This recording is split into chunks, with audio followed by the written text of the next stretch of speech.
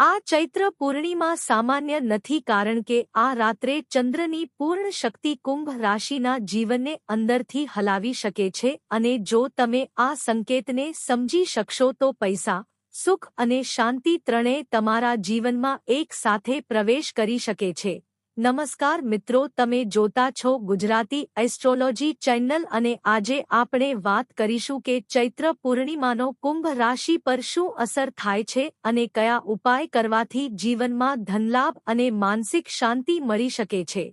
મિત્રો, પૂર્ણિમાનો ચંદ્ર મનનો કારક છે અને જ્યારે પૂર્ણિમા આવે છે ત્યારે મનની સ્થિતિ વધુ સેન્સિટિવ બની જાય છે, ખાસ કરીને કુંભ રાશિના લોકો માટે કારણ કે તેઓ પહેલાથી જ ઓવરથિંકિંગ અને દીપવાળા હોય છે. આ સમય દરમિયાન તમને ઘણા વિચારો આવશે, જૂની વાતો યાદ આવશે અને મનમાં કન્ફ્યુઝન પણ વધી શકે છે, પરંતુ આ જ સમય તમારા માટે ક્લેરિટી લાવવાનો પણ બની શકે છે જો તમે સાચી દિશામાં ધ્યાન આપો. હવે વાત કરીએ પૈસા અને ધનલાભની તો ચૈત્ર પૂર્ણિમા કુંભ રાશિ માટે હિડન ઓપોર્ચ્યુનિટી લઈને આવે છે, એટલે કે એવી તક જે સીધી નજરે નહીં આવે, પરંતુ જો તમે ધ્યાન આપશો તો તમને સમજાશે કે ક્યાંથી પૈસા આવી શકે છે.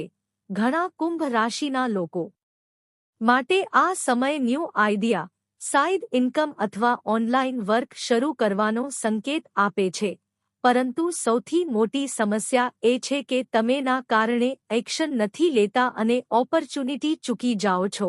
હવે વાત કરીએ રિલેશનશિપ અને લાઇફની તો આ પૂર્ણિમા દરમિયાન મિસઅન્ડરસ્ટેન્ડિંગ વધવાની શક્યતા રહે છે કારણ કે મન વધારે સેન્સિટિવ બને છે, એટલે આ સમયમાં અનનેસેસરીથી દૂર રહેવું અને કામ રહેવું ખૂબ જરૂરી છે. હવે સૌથી મહત્વની વાત કરીએ ઉપાયની કારણ કે આ સમયને પોઝિટિવ બનાવવો તમારા હાથમાં છે. ચૈત્ર પૂર્ણિમાના દિવસે રાત્રે ચંદ્રને જોઈને પાણી અર્પણ કરો અને મનમાં પ્રાર્થના કરો કે મારા મનમાંથી ગૂંચવણ અને નકારાત્મકતા દૂર થાય. ઓમ નમઃ શિવાયનો 108 વાર જાપ કરો કારણ કે શિવજી મનના સ્વામી છે અને તેઓ જ મનને શાંત કરી શકે છે. સફેદ વસ્તુઓ જેમ કે ચોખા, દૂધ અથવા ખાંડનું દાન કરો કારણ કે ચંદ્ર શાંત થાય છે અને મન સ્થિર બને છે.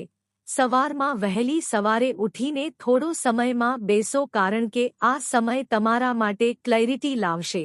હવે એક ખાસ ઉપાય એ છે કે ચૈત્ર પૂર્ણિમાના દિવસે એક દીવો પ્રગટાવીને માતા દુર્ગા અથવા મહાદેવની પ્રાર્થના કરો અને તમારા જીવનમાં શું બદલાવ જોઈએ છે તે સ્પષ્ટ રીતે કહો કારણ કે આ દિવસમાં એનર્જી ખૂબ સ્ટ્રોંગ હોય છે અને તમારી પ્રાર્થના ઝડપથી સાંભળવામાં આવે છે. મિત્રો, હવે એક સત્ય સાંભળો કે કુંભ રાશિના લોકો માટે સમસ્યા બહાર નથી પરંતુ અંદર છે, એટલે કે ઓવરથિંકિંગ, ફિયર અને ડાઉટ. જો તમે આ ત્રણને કંટ્રોલ કરી લો તો તમારા જીવનમાં પૈસા અને સફળતા બંને આવી શકે છે.